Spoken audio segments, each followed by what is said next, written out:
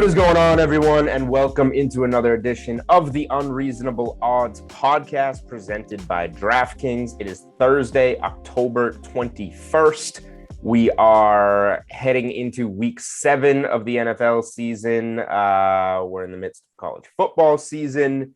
The NBA just got underway. We are in the heart of the MLB postseason. People are playing hockey on skates, if you care about that. Basically, a long way of saying that everything is going on the sports calendar right now, and it is one of the busiest times of the year. So as usual, everything's on the table for us on Thursday, but we'll obviously have a focus on the Week 7 NFL card. I am Julian Edlow. You can follow me on Twitter at Julian Edlow. My co-host is here. After bailing on us on Tuesday to go hang out at Fenway Park all week, Steve Buchanan. You can follow him on Twitter at sbuchanan24, and you can follow the podcast on Twitter at Unreasonable Odd. As you know by now, we ran out of room for the S, so at Unreasonable Odd, and you want to make sure to be following that because we are giving away 10 $50 free bets on DraftKings Sportsbook this week. You just have to stick around and answer the question that I ask in this podcast. Now, here's the catch. The question is a layup. You have to get it right. Last week, we asked how many Super Bowls Tom Brady won. Some of you did not say 7, which means you were wrong, and you don't win free bets. So just get it right. The question's even easier this week, but just answer it correctly. As funny as it is for some of you to be wrong. Please get it correct. Please win your free bet. And if you are watching on YouTube, you see that we are joined by a guest this week, Jonathan Van Tobel. You can follow him on Twitter at MeJVT. You can find him doing The Edge 1 to 2 p.m. Pacific time, Monday to Friday, Hardwood Handicappers podcast, and he's a senior NBA analyst for VSiN, and per his Twitter profile, he also enjoys other sports. So I'm glad it's not just NBA because we have a lot of sports to talk about right now. JVT, welcome to the Unreasonable Odds podcast, man. Thanks for coming on with us. Yeah, thanks, man. You know, you'd be surprised to hear that once I got that title of senior NBA analyst like 8 months ago, all of a sudden it was, you only like the NBA. And I was like, no, there's other things that are in there that I enjoy, that I enjoyed quite a bit going up to the side, the circles and jobs and whatnot. So yes, I do enjoy other sports, enjoy handicapping other sports. So how dare you? Right.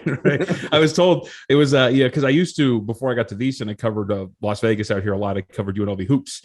And there was at one point where one of my coworkers asked me, "You don't really do college basketball, do you?" I was like, "I covered UNLV basketball for like 4 years, but yeah, other than that." All right. Well, I'm glad to know that because I'm a big college hoop guy, and I haven't even had time to get into that yet, but I'm looking forward to getting my college hoops underway. And yes, if you are watching us on YouTube, the beautiful VSiN, our good friends over at VSiN background right there. All right, man. So when we bring a new guest on, we like to start off with a game that we call Know You Better, which is just a few questions to get to know kind of your sports betting background, have some fun with it. And to start us off, and I always tell people, this does not mean it needs to be your highest plus odds win or your largest money win, but just simply your favorite win of your sports betting career. Okay, this is actually easy. So all right. My first year at VSiN, we were really trying to get on the map. We were doing a lot of different stuff. And so I was charged with covering the Arena Football League. And the beginning of the year, did a lot of research, looked into a lot of these teams. And the Baltimore Brigade were one of the best teams in arena football. But in their opening week, for some reason, they were hung as a 21-point underdog to the team that they were playing. I think it's like the Albany Force or whatever it was, that it completely off. Like they should have been favored like by probably about a touchdown or so. And it's just one of my favorite ones because I bet on it. It wasn't necessarily a huge bet, but it was a solid bet. But the fact that they went out there, they blew the other team out. And I was like, hey man, I kind of get this Arena Football League thing. And then sure enough, it was not the year that I expected. But I think that's my favorite one because it's arena football. And I was right for a certain instance. For one day, I was in Arena Football League sharp. I think this is actually amazing because last week we heard about like a NASCAR bet. This week we get arena football. Like we are slowly crossing off every sport on the bucket list. I don't know what's left. Tennis. That's the only thing we have left. It had been all major sports for a while. And then last week we had Bill Krackenberger on. He gave a NASCAR bad beat running out of gas at the finish line. I'm gonna guess you didn't have as much money on this as Crackhead on his bet, but now we're getting to arena football, so we're definitely growing. Okay, so with that in mind, what was your worst loss? And again, doesn't have to be a dollar amount, but like if there was something late that happened, or just a loss that was just absolutely crushing. So this would probably be in my more formative years when I got out of high school and I was working at Starbucks at the Red Rock Casino out here, and it was right across from the sports book. So that's when I really started getting into gambling, and it was the Ravens 49ers Super Bowl. And who was their old tight end that they had? It was Colin Kaepernick's tight end he used to use all the time. But regardless, Vernon Davis. Yep. I think it was Davis. But regardless, had handicapped like, hey man, if you go back to the beginning of the season, every single one of their games, I think it was like out of 14 out of the 16 games that they had played or whatever it was, that Vernon Davis was the first guy to get a catch. And I was like, yeah, man, like this looks it. Like they scheme things up for him. I'm in. He was 10-1 to get the first catch that game. And so sure enough, first play for the 49ers, play action rolls right, hits Vernon Davis just like I expect, but he doesn't get the toe in on the sideline. and ultimately, and so of course it doesn't cash, and they go on to complete a pass to somebody else. But it was one of those where I was like, hey, I'm getting into this thing. I think this is a really smart deal. It was, but ultimately did not cash. So that one always comes to mind when somebody asks me this type of question. That's just like the Devontae Adams first touchdown from last year. Like how many times did he hit that? Joel, was it like 6 or 7? Like it was something insane, but that was like a rolling thing last year. Like that hit all the time too. All right. Well, that was one of the coolest NFL trends, I guess, last season. So with that in mind, and we kind of had been keeping this question to football, but literally all sports are going on right now. So I guess take this wherever you want. You can I can tell you right now, I can give you trends that tell you the Browns are definitely going to win tonight. I can give you trends that tell you the Broncos are definitely going to win on Thursday Night Football tonight. You can spin it however you want. So with so much stuff out there on Twitter and whatnot, what are either just some trends, some numbers that you think carry weight? You really like to use this in your handicapping process? So I'm a big, I'll be honest, I don't like trends a lot, right? Because to your point, you can spin them any way you want. For example, opening night of the NBA, there was a lot of, hey, fade the team on ring night because they're distracted.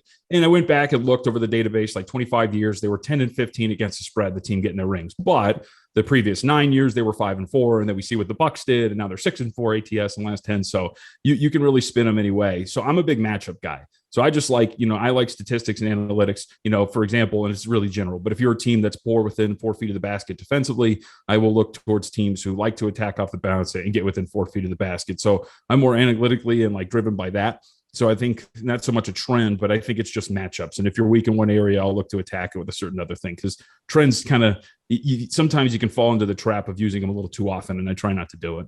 Mm-hmm.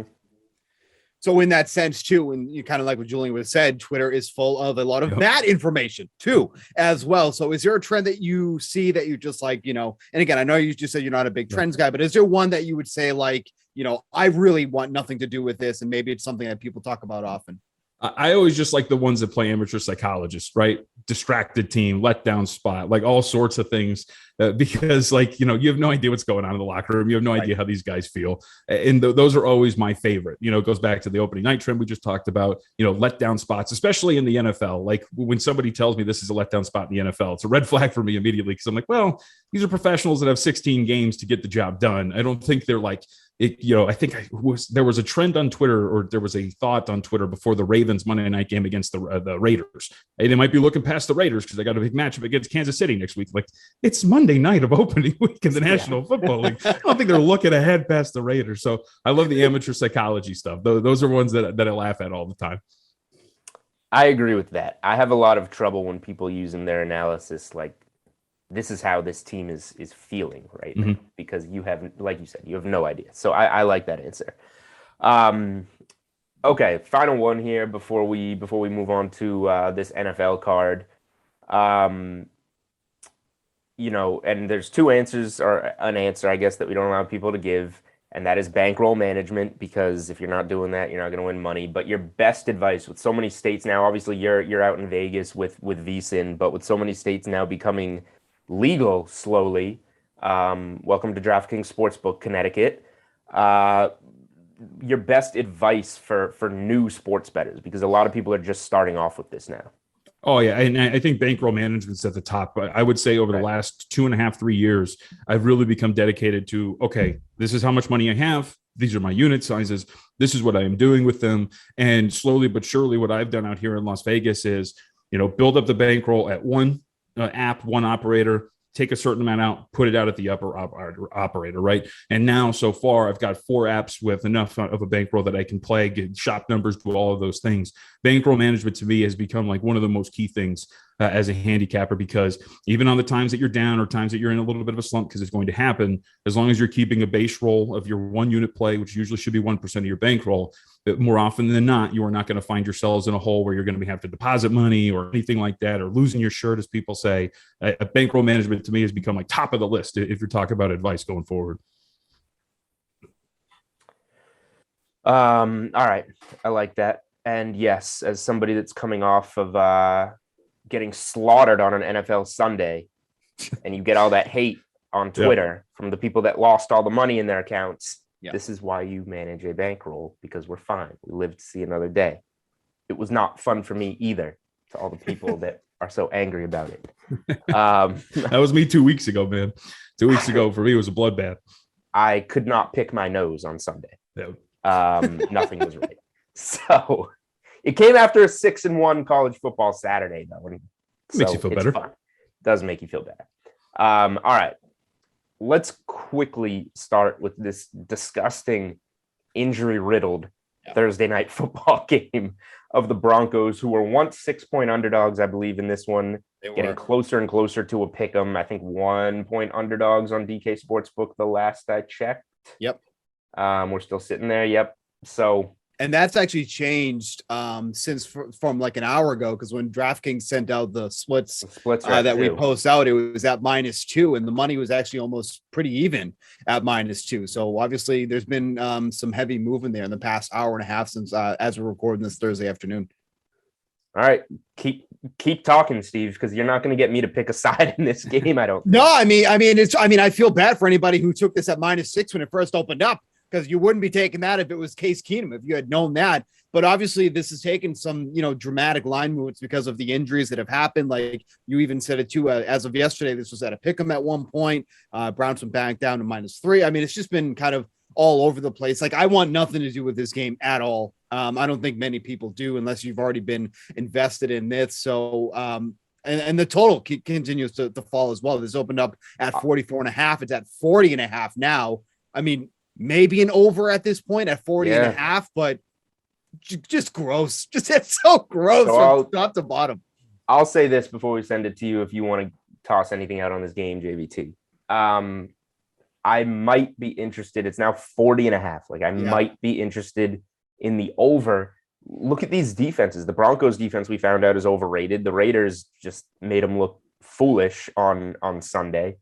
The Browns defense has given up 1 million points to the Chargers, 1 million points to the Cardinals. Like, do I feel great about playing an over with, Teddy Bridgewater and this grinded out offense, and Case Keenum without Chubb, Hunt, OBJ's dinged up, a couple of offensive linemen? Like, does not feel good, but it feels like it's getting to the point where it is too low for these defenses that we're seeing, who are also sore and on the short week. And, 21-20, we win the over here. That feels like if you said, here's $100, you got to bet a side or total. I'm probably going over 40.5, because I know people will want some kind of take on this game. And then at the same time, if you made me pick a side, and I like the over much more than a side, but Teddy Bridgewater, Teddy covers. Teddy Bridgewater is an underdog going up against Case Keenum with all those missing weapons on offense, including the linemen with, the Broncos pass rush. So if you're pinning me down, it's the Broncos and the over tonight. So I'm sitting back and waiting to see where the market goes, and I'm going to be taking Cleveland at some point today. Okay. And I want to hopefully it gets to pick or whatever it's going to be. But so part of it, there's a couple of things. The injuries are pretty massive for him. But reading through some of the reports earlier this morning, looks like you're going to get one of the 2 offensive tackles. J.C. Treader's probably going to play. So 2 of the 3 offensive linemen on the injury report looks like they're going to go. And the backup offensive lineman, who's going to be playing right tackle, actually grades out pretty well by some PFF standards. So I think you'll be able to do that. You don't love that you don't have the top 2 running backs, but I think, as you know, when you talk about NFL handicapping, as good as they are, plug and play. Running backs really don't work that much. Case in point, Vikings are 2-0 in the 2 games that Dalvin Cook has missed this year. So, and the other side of it is, my co-host Matt Humans and I on The Edge were talking about this. I'm really surprised that the market has moved as much with the announcement that Baker Mayfield is not going to play. Case Keenum played under Kevin Stefanski when the Vikings made it to the NFC Championship game those couple of years ago. He's been in this system. It's very familiar for him. Jarvis Landry is going to be active and playing tonight as well, so he's back from injury. And all 3 of the defensive linemen on the injury report are going to play this week or tonight too. So I just think it's more like a value grab for a team, like you mentioned, open up as a 6-point favorite all the way down to like -1. So I'm going to hold out and get a little greedy, see if I can get a pick there with Cleveland. But I think I'm going to sit around and value shop, and I'm going to go be with on the Browns tonight in this ugly game. I know you're not a huge, sorry, Julian. I know you're not a huge trends guy, but Case Keenum in his past 10 starts as a starter, 2-7-1 against the spread over that span, which is not great. Which is not great at all. But obviously, this is unique circumstances. Real quick too, and then you can get to your point, Julian. One prop I actually might put a little bit of a sprinkle on here is to get the Broncos defense to score an anytime touchdown at +500. That feels like a pretty decent number there for Keenum, who's been mistake prone in his career, to throw a pick 6 in this scenario. +500 is not a bad number by any means. Yeah, I don't even know if I had a point because I have so few takes on this game. But of course, I have a Thursday Night Football best bets article to write today, and I have no bets on this game. So I'm going to have to come up with something to advise the people and say, hey, I'm probably staying away. There you go. You need some Thursday Night Football action. Like, I'm looking through the props, and it's like, well, maybe we can get a little bit of value on a Browns running back, but like we're adjusted. Is there a prop that you guys have something on total sacks in the game or something like that? Because what I find pretty interesting about this matchup, we talk about the offensive line injuries for the Browns. Teddy Bridgewater has been under pressure, according to PFF, on 38.8% of his dropbacks. And this is a pretty good offensive line or defensive line that they're taking on against a relatively below average offensive line for the Denver Broncos. Malik Jackson's out there, Javen Clowney, Myles Garrett. And by the way, they had the vaunted players only meeting for the defense the other day. So that's got to be good. But I think really, like, if you're looking at quarterbacks getting dropped quite a bit on some passing plays, I wonder what that would look like. Yeah, I was hoping for 4.5. The over 5.5 is even money. Yeah, I was hoping for 4.5 as well. So shop around maybe, but yeah, that's what I was banking on in terms of a number for that. All right. Yeah. So I don't know. Well, I'll make something up on this game in terms of finding under 20 points in the first half. There's your bet. So you like the over for the game and the under for the first half? That doesn't seem good. Does anything seem good? No. All right. We've devoted far too much time to this game already. So we're moving on. Heavy favorites on this Sunday card. You've got the Packers, the Patriots, and the Ravens all floating around a touchdown, 6.5 to 7.5 point. All home favorites. You've got the big favorites, the Rams 15.5 hosting the Lions, the Bucks 12 hosting the Bears, the Cardinals 17.5 hosting Houston. It's kind of a weird week. I kind of hate this week. Yep. Some things to throw out there that I've gotten in on. I did grab the Patriots at 6.5. I hate this team. I had them +4 against the Cowboys. We're both based in Boston, by the way. So okay, we're Boston sports fans. I've only bet on the Patriots twice this year. The first time was against the Jets at the Jets, and they covered. The other times I'm just like, well, I just hope they win, but I have no confidence in them. And then I got my hands dirty and went to the sharp side going against the Cowboys on Sunday, and woof. And I'm coming back, the 0-4 at home. I'm coming back betting on the Patriots -6.5 at home because I believe the Jets are that bad and on the road, and even coming off a bye, the Patriots need to win this game to get to 3-4 if they want to have any hope. They're still not good enough because all their wins will be over the Jets and Texans even after this game to make the playoffs. But to keep the illusion of making the playoffs alive, you need to win this game. So it's a big game at the moment, even though it probably becomes meaningless at the end of the season. So Pats -6.5.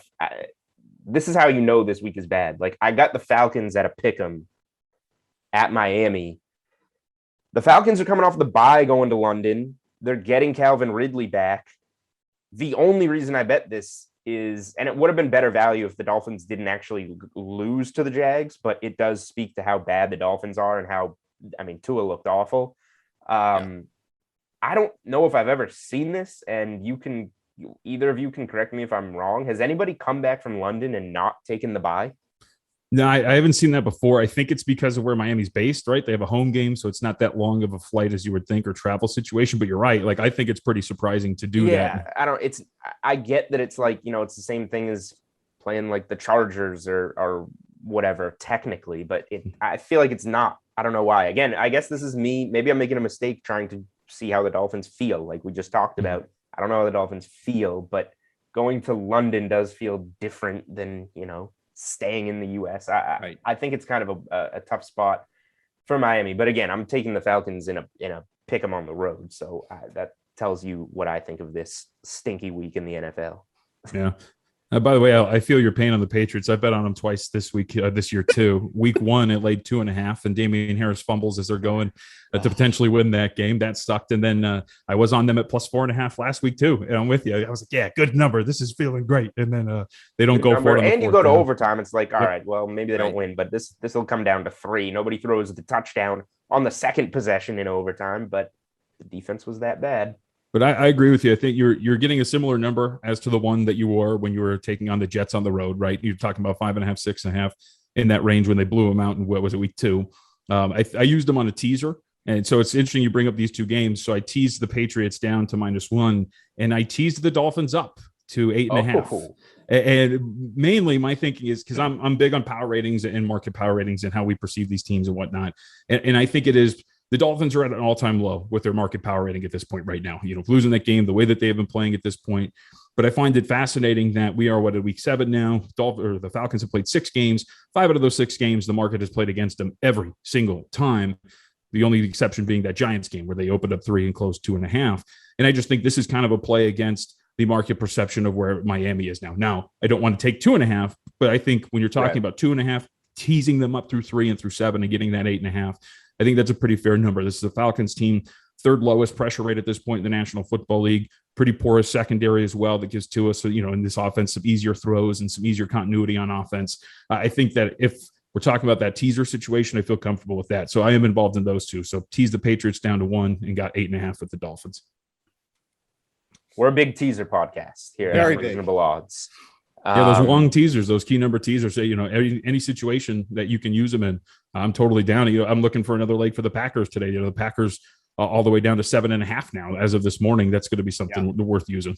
Right. I didn't see that one coming. So the only other thing that I was going to add there is I think, and I don't want to be too heavy to the Patriots on this card, but I really don't think the Patriots lose this game. The Packers-Patriots teaser jumps out to me as something that will probably be, by the time we're doing all of our Sunday shows, Steve, probably going to be my best bet by the time we get there. Well, and it's reminiscent of last week, right? Last week, for some reason, sharp bettors would just not stop betting would not stop betting the Giants.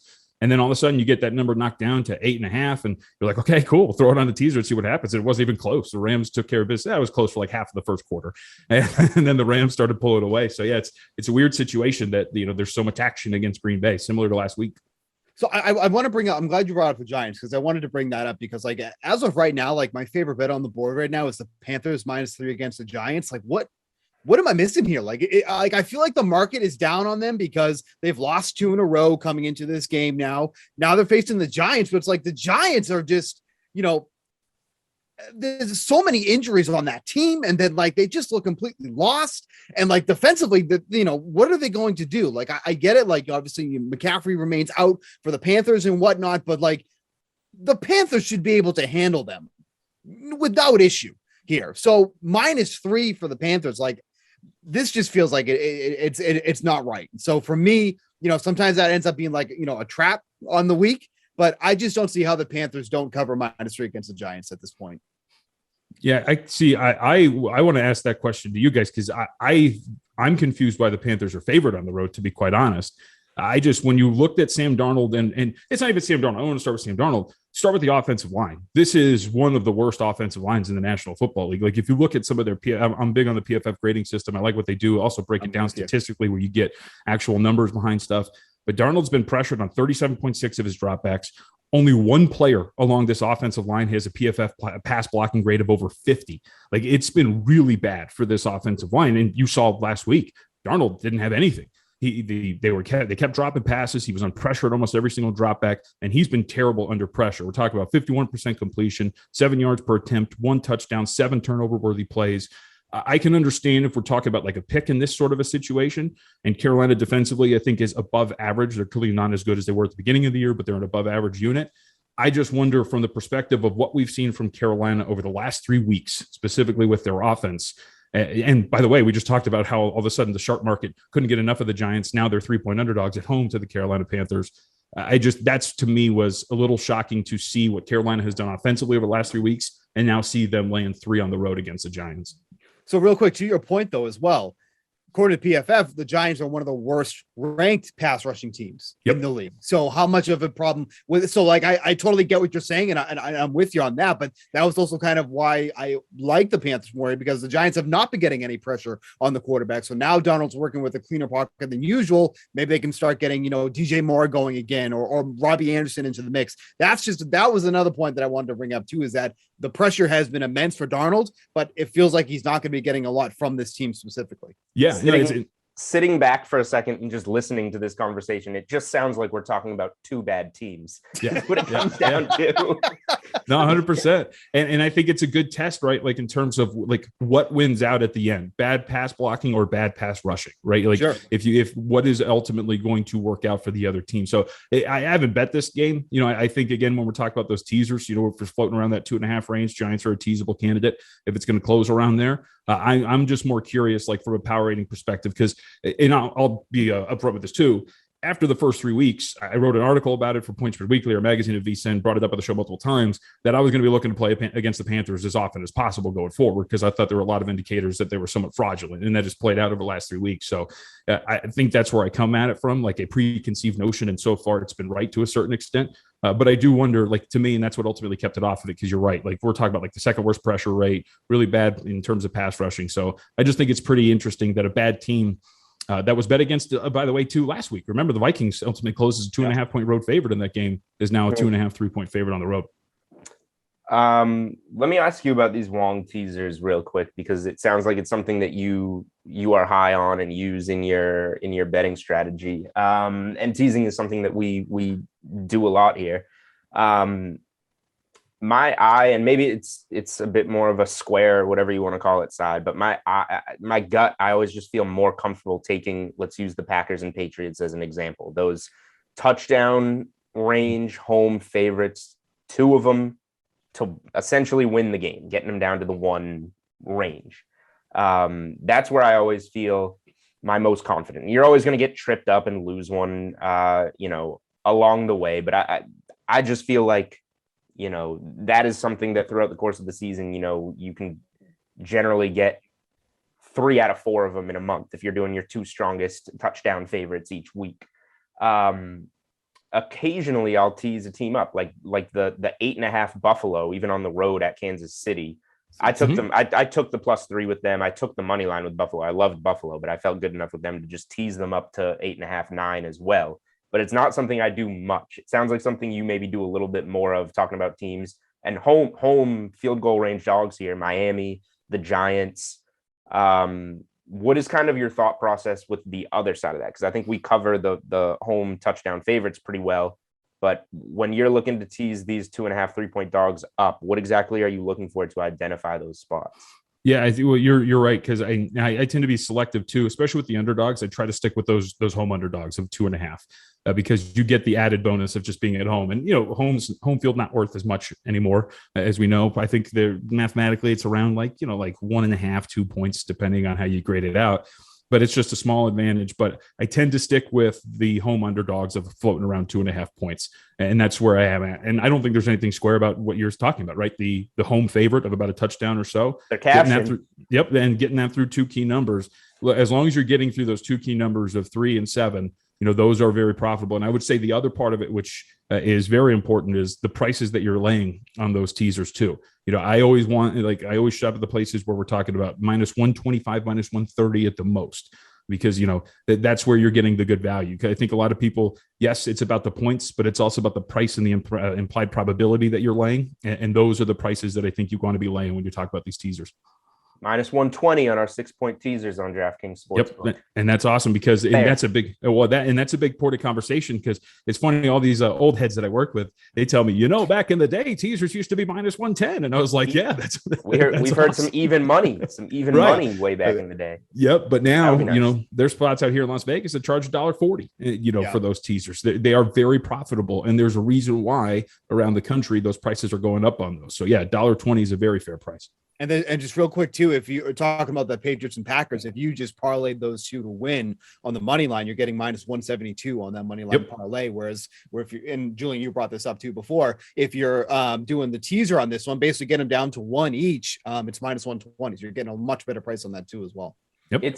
I don't know how that still exists, and I pray that nobody changes this. Well, we gotta stop talking about it. That's what I'm saying. Every week, you're essentially getting a minus 170 to minus 180 money line parlay on two teams you like for minus 120 every week. Maybe there's 1 week where they win by 1 and screw you over, but long term, getting that minus 120 instead of the minus 180 is a ridiculous deal. So I hope that I don't know if you want to call it a loophole or whatever in these 6-point teasers on the touchdown range favorites, that remains, because that's the part that gets me every week. And even when, I don't advise always doing this, but I did do a 5-leg 6-point teaser earlier in the year 1 week, and it came through for me. I needed the Justin Tucker field goal against the Lions, but it came through for me at plus 400.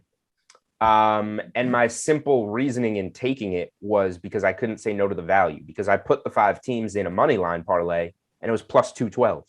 But if you tease the 5, it's plus 400. That's ridiculous. The value in teasers is by the way, that week was, and that was that week we talked about a lot on our show. That week, if you're talking about teams that were 7.5 point favorites or 7.5 to 8.5 point favorites, or underdogs of 1.5 to 2.5 points, all teased up, they all cashed. Every single leg cashed. No matter how you used it, no matter what combination you used, you were getting cash every single one of them. Now, the Chiefs did play that week, but they didn't fall into that category because they were 7 and not 7.5. But when you're talking about the 7.5s and teasing through those, yeah, they've been super profitable. And that week, I had the Ravens on a teaser leg too. And I was sitting at Bar Canada out here in the D with Mitch Moss, one of our hosts, and I was slapping him on the shoulder when that thing went through. Hey, real quick, I just want to bring this up too, just because this is such a unique week where we have, 3 teams that are, over double-digit underdogs in this one. And I've kind of seen people are trying to roll with teasing all the underdogs in this one. So you're getting a lot of these teams at, plus 20 or even higher.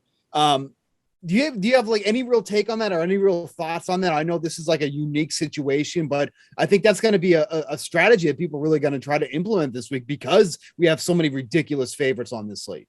Yeah, I would say just be cautionary of teasing just to tease, right? The point of the long tease is that you're getting through 2 key numbers on outcomes that regularly happen in the National Football League. There's a reason why these teams are as big of underdogs as they are. Right. And so when you get into the range of 15, 16, 17 points, those numbers aren't as key. So you'd be surprised when you're talking about teams that are favored by about 17 points, winning by much more. The case in point, the Buffalo Bills a couple of weeks ago, I think there's that week we were just talking about, Buffalo Bills against the Washington football team. Yep. They were a very big, they were a solid favorite, and they took care of business there too. So I think when you're talking about these teams, or excuse me, my mind slipped. I'm talking about the Texans game, where they were big favorites. Right. But that's the case. That's the point, right? Is that these big favorites actually win by a lot more than you can kind of think that they do. And so I wouldn't tease just to tease. The point of using a teaser at those prices is to get through key numbers. And just real quick, just came through. Jarvis Landry is going to be active tonight with the MCL sprain, so he will be active for the Browns tonight. Yep. Yeah, just really quick, my thought on those, the Cardinals, the Bucks, the Rams, one of those teams is going to win by 30. Yep. So you don't want to just get all those. Look at how many points I'm getting with all these teams. One of them is not going to get there. One of them is going to get absolutely destroyed. And I don't necessarily know who it's going to be, but it's going to be one of them. Could be all of them. Or it could be all of them. It could be all of them. I mean, yes, the teams that they're playing stink. So yeah, we'll see. All right. Do we have any more NFL thoughts on week 7?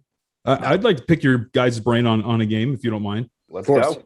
What do you guys think about Cincinnati and Baltimore? Because I find myself in the camp of Cincinnati here, and I want to see if I can get 7 or so. And I think one of the underrated things or undercovered things about this Ravens team is actually how kind of poor they've been in the secondary. If you look at some of these things, and if you talk about it from a defensive philosophy standpoint, Ravens love to blitz, right? We've seen it over the last few years. Right now, they're third in terms of blitz rate. But when your secondary is beat up like theirs is, and you blitz a lot, it's a lot of one-on-one matchups. And there's a lot of issues that come from that. They've given up the 3rd most yards after catch this season. They have the 2nd most missed tackles this season because of the situations in which they put themselves in. And very quietly, Joe Burrow is actually the 2nd best quarterback in the NFL against the blitz. He's completed 72% of his passes, 10.5 yards per attempt. He's thrown 6 touchdowns. He hasn't committed a single turnover-worthy play on those attempts.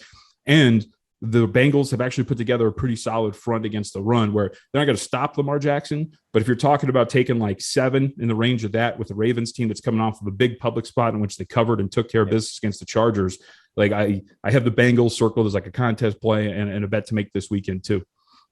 Let me say this first of all. If there's a team that's on the board that's a 6.5 to 7.5 point favorite, and I don't mention them at all as a potential teaser leg, that probably means that I like the dog in some kind of way there, which is the case here.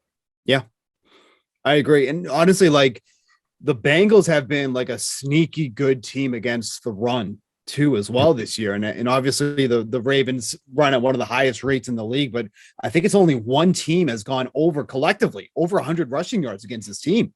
And, we've seen instances where the Bengals are playing from behind, so opposing teams are able to run against them, but they're just not letting up much on the ground. So if that takes out one of the, biggest weapons of the Ravens, and to be fair, Lamar Jackson has been a much, much better passer over the past, season. If you go back to last year to now, like he's making extremely big strides.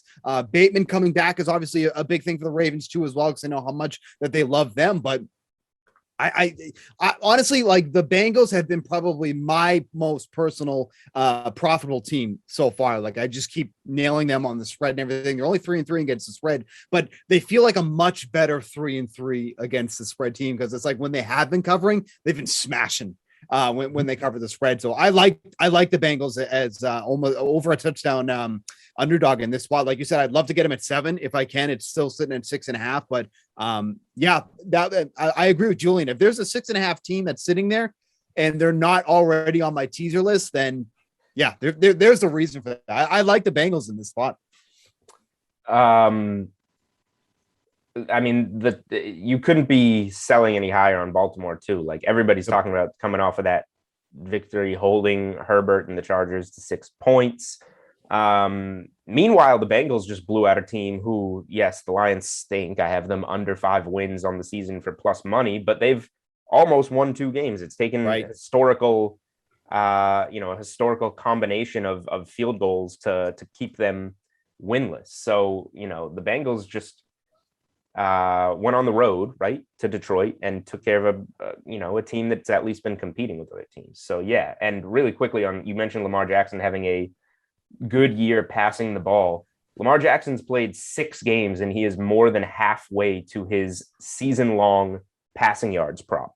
Wow. Through 6 games. It was sitting around 3,200 on DK Sportsbook. He has 1,686 yards through 6 games. If he stays healthy, he has 11 left to absolutely obliterate that number. So the perception that Lamar Jackson can't pass the ball is not very real. Yep.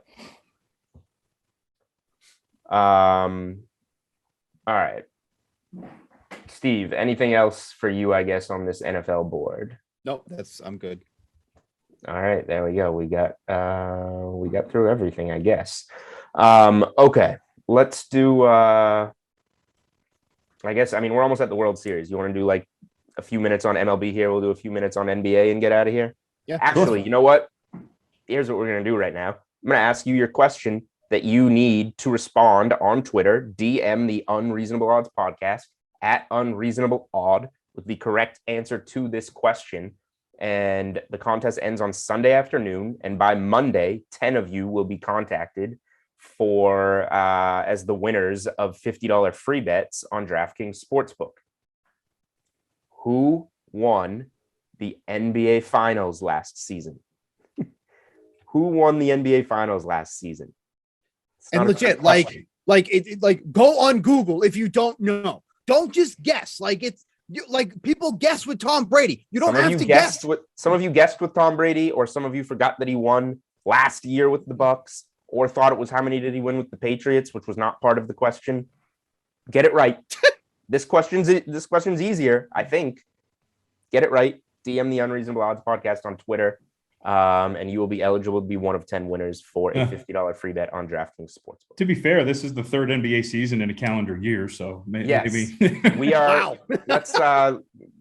Let's preface with this by saying the winner of the 2020 to 2021 NBA Finals that concluded in July, I believe. Yeah, and not in Orlando. The team that just got their rings the other day. Right. Correct. That's a help team. That is a helpful hint. If people get this wrong this week, next week's question is going to be, what is the name of the podcast? Because we need to dumb this down as humanly possible if people get this one wrong. Oh, I accidentally gave away the answer too. And one of the questions you asked me about being a bettor. So, well, whatever. Glad to help everyone out.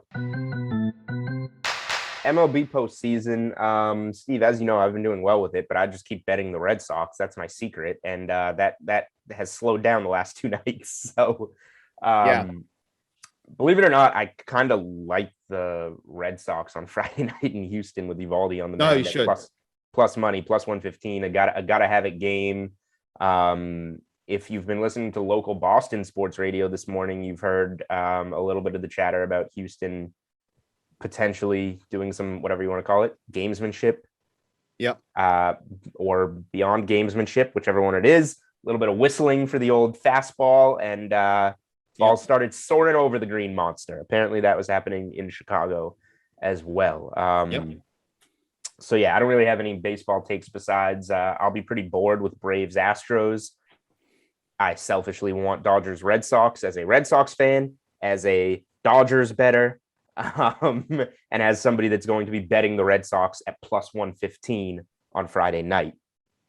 Well, to be fair, as a Red Sox fan, you should actually want Red Sox Braves, because Red Sox would have home field advantage if that was the case. I want my money and my fandom, both. Fine. That's fair. I have some money on the Reds. I have some money on the Red Sox too. I think you should like Eovaldi in this matchup against the Astros on the road. Quite frankly, if it was that, and again, this is not like a Boston-based thing, but I think everybody saw the 1-2 call to Jason Castro. That was very clearly a strike. It was one of the 21 missed calls by, we won't even name his name, the umpire who was behind home plate in that game. But that would have changed the complexion of everything, because Eovaldi then would not have got hit after that, because the inning would have been over and we go into the bottom of the ninth tied 2-2. Eovaldi has pitched much, much better than that last showing that we saw at Fenway Park, coming into a role that he's not usually in relief there. So I think he gets back on track here as a starter. His numbers on the road aren't as good as they were at Fenway Park, which feels like it should be backwards because of how much of a friendly hitter park Fenway Park is. But like the matchup for him in Houston, much cozier ballpark in Houston, I think they get it done there. And we force into a game 7. This has nothing to do with me betting that this goes to 7 games for this series, but I do think that they get it done here. Yep. I like it. Yeah, I just have I have an Astros to win the AL at a 6-1 ticket that I bet back in July. So I'm just sitting back and rooting for the Houston Astros, even though I'm an Angels guy and I hate every single part of it. I'm hoping that this lineup waking up the last 2 games kind of is a real thing, because I've been surprised. I've been as surprised that the Red Sox, I think, have hit grand slams in every single game for the last month, it seems, but also surprised about the lack of pop from this lineup from the Astros in the first few games of this series. Yeah. So that was kind of my banking on and obviously Lance McCullers not being part of this roster really hurt me too. But yeah, I'm sitting on 6-1, so I'm happy where the series is at this point right now. Nice number, not too shabby. Any NL take, Steve? Dodgers are in trouble. I think by the time you listen to this, I'm saying the Dodgers are in trouble. The Dodgers might be done by the time you listen to this. I think they will be done. Max Fried does not get enough love in Major League Baseball. He is just an absolute stud. The Dodgers are a good hitting club against lefties, not a good hitting power club against lefties, which seems amazing with the amount of talent that they have on that team. But just, the loss of Max Muncy, who is a lefty that has a ton of power against them. They just lost Justin Turner for the rest of the series. He's actually one of the better guys against lefties as well. So that's a pretty big ding on them as well. So they'll likely get Pujols into the lineup tonight to face Fried, because he's actually one of the best hitting power lefty against lefties in the league. Still, his numbers against them power wise are amazing. But I'm shocked. I thought the Braves might be able to win this series. I didn't think they'd be able to win this series in this fashion, that, they came close to sweeping the Dodgers at this point, but they're on a roll right now. And it just shows in these playoffs. And that's what we're seeing with the Astros right now. Once the team gets on a roll, it's hard to stop them. And they were able to do that with the Red Sox.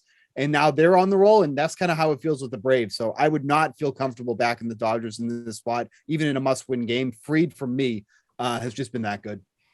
Yeah, I agree with all that. And because you're absolutely right. One of the things, the philosophies that I've had this baseball season, if I'm taking my shots against the Dodgers, it's when there's left-handed pitching on the mound up against them. They're surprisingly average against lefties. And, some of that has to do with some of their best hitters are left-handed, and that goes throughout the regular season. But you're absolutely right. So that's what I would agree with, either that or a first 5 under here, because they've been relatively poor with runners in scoring position as well throughout this series. So it looks to me like a low-scoring Braves win when they take the field next. I'm with you. All right, there's some MLB. Steve, unless you're going to take a buck in the dark here, you can sit out NBA, but maybe we can bring that segment back this season. Steve knows nothing about basketball, so I would just, when I do basketball segments, I just make him guess a game. He literally does it with his eyes closed. He had a surprisingly good record last season. Floating right around 500. Makes me feel better about somebody who regularly grinds through an NBA regular season on a night-to-night basis. As do I. All right, so start to the NBA season has been nice. I've pretty much split every night. I split Nets money line and Warriors +5. I got the good number early on opening night. And then last night I had some Celtics money line and some points in that ridiculous double overtime game that I don't know if I should feel good or bad about, and did get through with my biggest bet. I did play like over a week ago. I played the Bulls -3 against the Pistons. That one got steamed up to 5.5. The number almost mattered very much with that, whatever it was, put back at the buzzer by Corey Joseph. Yep. I do want to say I love that the NBA, they could have just walked off the floor and left that at 4. I was fine at -3 either way. I was happy I got the early number. I know a lot of people had the 4 or 5.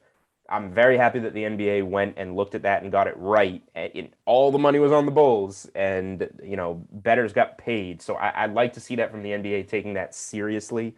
That was cool to see as a bettor. They have to, right? I mean, you're in bed with sports betting now. Like this is part of the deal. So yeah, I agree with you. I saw a lot of people lauding them for it, and I was like, yeah, they need to. Like, this is when they pulled that crap with the integrity fees when they first started getting into this and all of that stuff. Like, if you're going to be sports betting this and partnership that, then you need to make sure you get the results right. So you're absolutely right. 100%. All right, before we look at, I guess, the rest of this week-ish in NBA, anything jump out to you so far this season? Anything you've bet that you felt good about? Anything that you've lost that turned you on to anything? Or yeah, nothing crazy. I've had a pretty solid start to the year. It was on Milwaukee at +1.5 in that game against the Nets. Played on a little information with the Andrew Wiggins minutes limit. A couple of books forgot to remove his lower it, so I had him under 19.5 points. I went back for I double dipped with the Kings last night. I took him at 5, and then it moved up to 7, and I was like, I'll do it again. Right? It's that meme, F it, I'll do it again. Yeah. And so, it's been a solid start. It was on Philly -2 yesterday too. So it's been a cool start for me. And tonight I'm on Atlanta, and -2.5 against the Mavericks. It's a small play, but I think when you look at the Mavericks, they're just rolling it back. And that's kind of the thing that turns me off against Dallas. you're a team that was, you're a 5 seed, but you're a poor defensive team. And your big roster addition is Reggie Bullock, who is a solid player, a fine player, but it's not improving you in any way. I also have a very negative view of Jason Kidd as a coach. So that's where I'm on tonight. But I think moving forward, one of the things I would probably leave anybody who's listening to this is I'm really high on Minnesota. I bet on them this game against the Houston Rockets. I have plus 695 to make the playoffs. I have Karl Anthony Towns to win MVP at 100-1. They're going to be a bet on team for me moving forward. I think Minnesota is on the cusp of something really solid. Chris Finch is a really good coach. He improved their offensive rating dramatically when he took over last year. They ended the season on a 7-5 straight up an ATS run, and they continued that, beating up Houston. I think this is going to be like a solid play-in team, and obviously potentially winning 2 play-in games. Maybe you only need to win 1 and get in, but I would say look out for the T-Wolves. I think the market hasn't caught up with how good they are. All right. I like that. That's good info right there. That was not something that was really on my radar. So for me, I agree with you on Atlanta, mostly because Dallas just didn't do anything, like you said, right, to get any better. Atlanta obviously looked great finishing the season. They also have pieces, right, for Luka. Like they have like really good defensive wings, Cam Reddish, DeAndre Hunter, good piece up front, and Clint Capella. Like they think they just match up well with them, Yeah. I haven't bet him at 2.5 yet. That would, if I took a side in that game, that would be it. I'm still bitter towards the Hawks Steve and I had a great number on their under win total last year with the 72 games. Me too. 72 game season. I think we had under 38.5 wins. They were 14-20, right? Looking good. Oh my God. I didn't, that was like almost, we were almost reaching like mathematically impossible to get there. And, that was my one preseason win total loss last year. Out of all of them, it was the Hawks. Yep. Can the coach and they get there? I was like, I get the Hawks are going to be better, but this is a high number, and wow. That one blew my mind. But so one prop that I kind of had my eye on in this game, Clint Capella in the 76ers and Bucks series was not getting many double-doubles. I think he got 1 in his last 5 games. But this is a guy that averaged like 15 and 14 a game. And, he was priced at points last season, minus 200 range for a double-double. He's sitting for a double-double on DraftKings Sportsbook. And a Twitter follower actually brought this up in my DMs today. And I was looking at it and saying like, yeah, I think, this number is a little, Clint Capella's minus 105 to have a double-double in this game.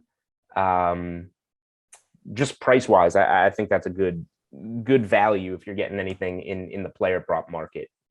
But my only bet, I put it out actually just before we started recording. I did get Miami plus 2.5 and plus 120 on the money line right when Drew Holiday got ruled out. Home team, a little bit of adjusting with this new lineup, but Milwaukee has since gone on to rule out Brook Lopez. Just seems like a pretty good spot at home for the Heat against a thinner Bucks team.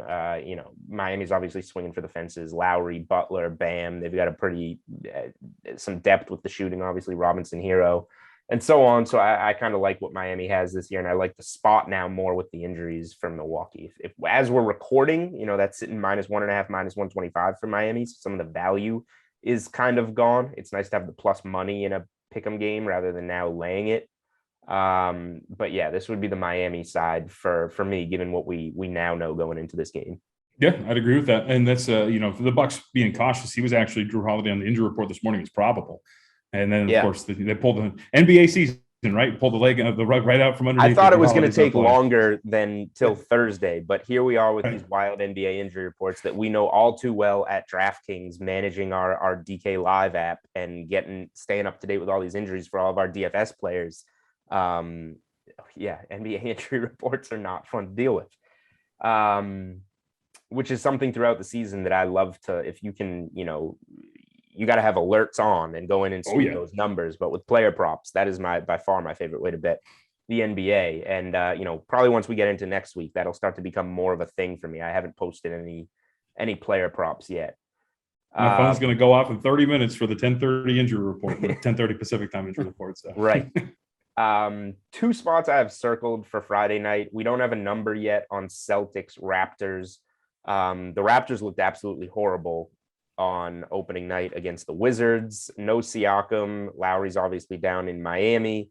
It's the Fred VanVleet show, the OG Anunoby show, younger players that haven't necessarily, they're not used to taking on the roles that they're going to take on, put it that way. They'll be in Boston for the Celtics opening night, looking to bounce back from that double overtime wild loss at the Knicks. We'll see what the number is there, but I have some interest in the Celtics. And then the other one real quick, Nets are on the road in Philly, laying 1.5. They're minus 130 on the money line on DraftKings Sportsbook. I understand that Philly was in a good spot on opening night, particularly, I think, playing without Simmons, going against a team in the Pelicans that I'm on pretty big on the under 39.5 wins. I don't see the Pelicans having a very good season. Philly blows them out. Now I think they're getting way too much respect against the Nets. Only red flag here for me is how the Nets are going to defend Embiid. That's generally a problem for everyone, but the Nets kind of lack of size there. Claxton, I guess they have in the middle now. But yeah, is Ben Simmons going to play in this game? Like, he was suspended one game. Right. Look, I'm operating under the assumption he's not playing. I was on Philly, like I told you, against the Pelicans. I've been operating under the assumption he's not part of the team. So I think that's how he's been power rated. I don't. He was suspended one game. Like, I don't get what the Sixers are doing there. But as long as he's even not playing but not traded, if he's even practicing, like, he's still a distraction that I kind of want to go against in the right spots. And the Pelicans weren't that spot, and you were on Philly, which is good. But yeah, give me the Nets on Friday night in Philly in this one. Yep, I would completely agree. That was one of the ones I had circled too. And it similarly put it this way: like, Brooklyn opens 1.5 point favorite to Milwaukee. You're going to tell me Philly right now is power rated at just as high as Milwaukee? It just doesn't make much sense. And I think there's matchup issues here too. I mean, Tyrese Maxey's a fine player, but he's going to get lost defensively. And you mentioned they blew out the Pelicans. I was sweating that game out. It was tied at halftime, and they needed a big third quarter to pull away from them. So I think this is a better spot for Brooklyn for sure. All right, boom. There's some NBA for Thursday night. There's some NBA for Friday night. You have some MLB for Thursday and Friday night. You have some NFL to take you through Sunday. I should probably give a college football play because we're going to clip that out and tweet it up on Saturday, right, Steve? Well, just save it for your best bets article. There you go. There's two promotions in one. Alabama first half, as we do every week. Here we go. Is on the card. Just keep rolling Alabama first half. Samir and I already talked Pitt and Clemson. Our producer Samir, Pitt alum, talked Clemson and Pitt on Tuesday, so that will suffice there. All right. Anything else before we get out of here? You got any Arena League football picks for us, JVT? That has been exited from my mind. I drained everything out. I'm out. Once I got a bad beat on a bar ball with the Washington Valor, I lost it. I'm out. All right, Steve. Anything before we get out of here? Have a great week. That's really, really nice of you to say. All right. You can follow Steve Buchanan on Twitter at SBuchanan24. You can follow me on Twitter at Julian Edlow. You can follow the podcast on Twitter at Unreasonable Odd. And you can DM and answer that trivia question for your chance to win a $50 free bet on DraftKings Sportsbook. Jonathan Von Tobel, you can follow him on Twitter at MeJVT from VSiN. Thank you for coming on the Unreasonable Odds podcast, man. We enjoyed it. And if you got anything going on that you want to promote there over, obviously our good friends at VSiN, go ahead and do so. I would just say vsin.com/JVT. You can find all my written work there. All NBA stuff is what's underneath that heading. And Edge, Monday through Friday, 1 p.m. to 2 p.m. It's also in podcast form. So subscribe wherever you get your podcast to VSiN Best Bets. It'll be up there every day. Beautiful. That is a wrap for Unreasonable Odds presented by DraftKings. We will talk to you guys on Monday.